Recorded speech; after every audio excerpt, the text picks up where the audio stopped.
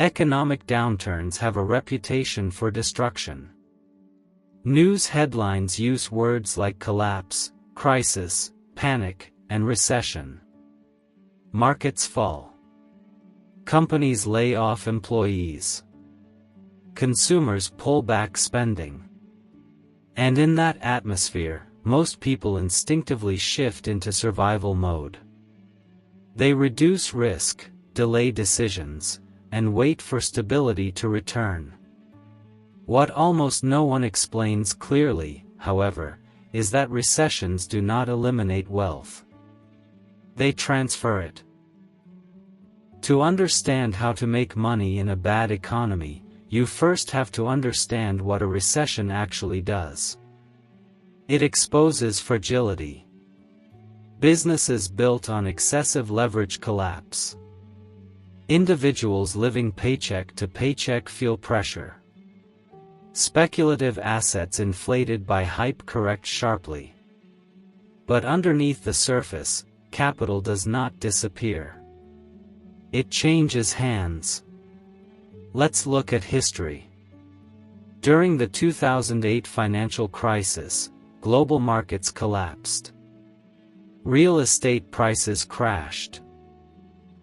Major financial institutions failed. Fear dominated every headline.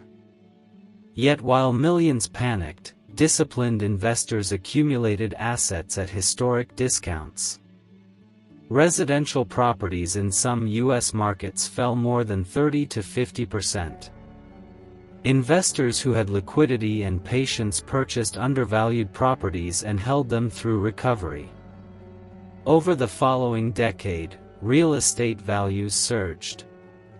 The same assets that looked dangerous in 2009 became wealth-building machines by 2015 and beyond.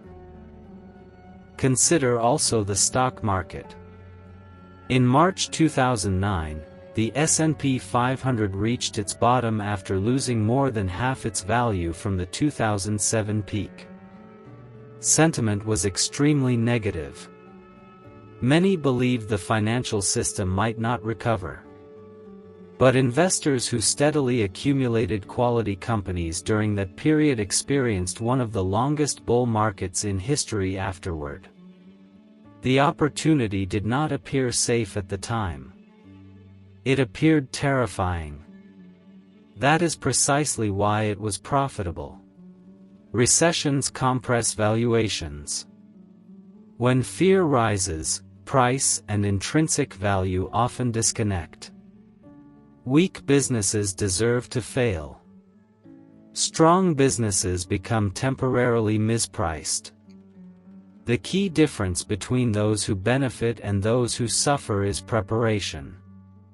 Preparation creates optionality. Optionality requires liquidity. Liquidity is not only cash in a bank account, it is flexibility. If you are burdened with excessive debt and fixed obligations, you cannot move when opportunity appears. In contrast, individuals who maintain controlled expenses and strong cash flow gain strategic freedom during downturns. The dot-com crash in the early 2000s provides another instructive example. Countless internet startups failed. Billions in speculative capital vanished. But from the ruins of that crash emerged companies built on stronger fundamentals.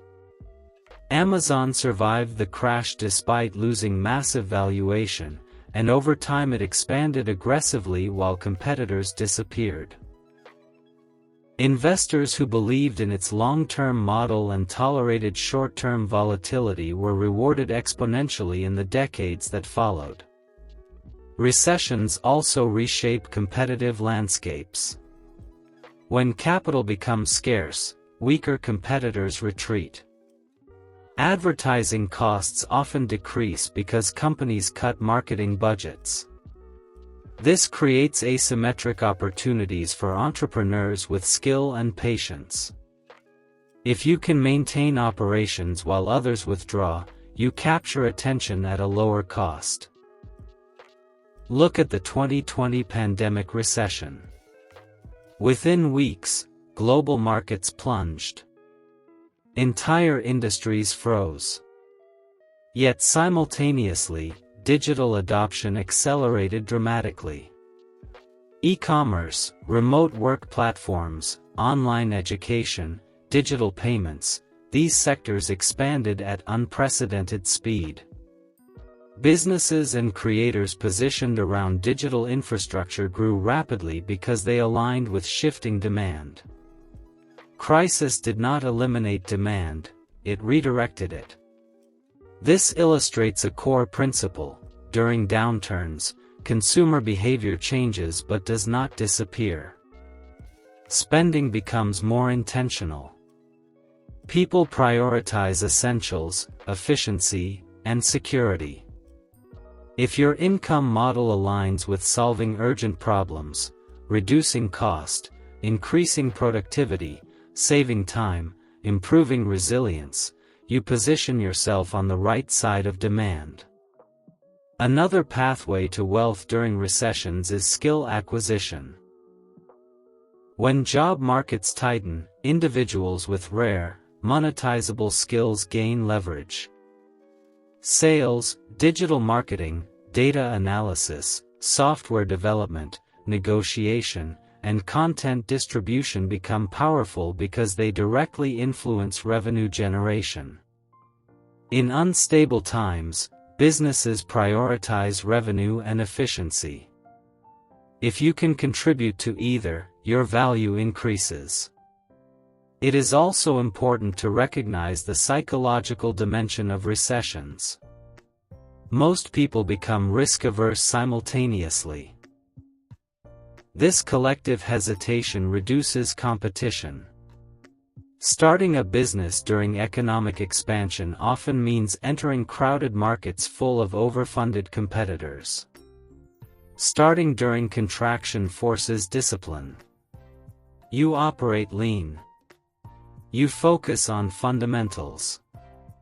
Many globally dominant companies were founded during recessions precisely because they were built under constraints that demanded efficiency. However, making money in a bad economy does not mean reckless speculation. It means strategic positioning. There are three pillars that consistently define success during downturns: cash flow stability, opportunity awareness, and long-term asset accumulation. Cash flow stability ensures survival. Without it, opportunity is irrelevant. This may involve maintaining multiple income streams, building freelance capacity, or strengthening professional leverage. Opportunity awareness requires studying trends rather than reacting emotionally to headlines. Asset accumulation demands patience, purchasing quality assets when they are discounted and holding them through recovery. The difference between panic and strategy is perspective. Short-term volatility feels permanent when you are inside it. Historically, however, economic cycles are recurring. Contractions are followed by expansions. Those who accumulate intelligently during contraction disproportionately benefit during expansion. Another real example can be seen in distressed investing. During recessions, certain businesses with solid long-term viability face temporary liquidity crises. Investors specializing in distressed assets provide capital in exchange for equity or favorable terms. When conditions normalize, returns can be substantial. This strategy requires expertise and risk management, but it demonstrates again that volatility creates price inefficiencies. Even outside financial markets, recessions create labor market inefficiencies. Highly talented individuals become available due to layoffs. Entrepreneurs who can hire strategically during downturns often assemble stronger teams at lower cost. When recovery begins, they possess both infrastructure and momentum. The fundamental truth is this: recessions reward preparation. If you consume every dollar you earn during expansion, downturns feel catastrophic. If you build reserves, reduce unnecessary liabilities, and develop high-value skills, downturns become strategic windows. Fear is loud. Opportunity is quiet. The media amplifies panic because panic attracts attention. Meanwhile, disciplined capital quietly accumulates undervalued assets. Years later, the narrative changes. What once looked risky is described as visionary. To make money in a bad economy, shift your focus from prediction to positioning. You do not need to predict the exact bottom of a market or the precise moment recovery begins. You need structural resilience and strategic patience. Control expenses. Increase skill leverage. Build liquidity. Study sectors experiencing structural demand shifts. Accumulate quality assets gradually. Wealth transfer does not occur in dramatic public ceremonies. It happens through thousands of private transactions during periods of uncertainty. Those who understand cycles recognize that downturns are not anomalies, they are integral phases of economic systems. If you train yourself to think in decades rather than months, recessions become chapters, not endings. They are environments that filter speculation and highlight substance. The individuals and organizations prepared for volatility emerge stronger because they act when others hesitate. Ultimately, making money in a bad economy is less about exploiting crisis and more about understanding it. It requires emotional control, strategic thinking, and disciplined execution. When the next downturn arrives, and it will, because cycles are inevitable, the question will not be whether opportunity exists. It will be whether you positioned yourself to see it. Recessions create fear for the unprepared and leverage for the disciplined. The difference is not luck. It is structure, mindset, and action taken before and during uncertainty. And history consistently shows that while the majority waits for stability, a minority builds the foundation of their future wealth.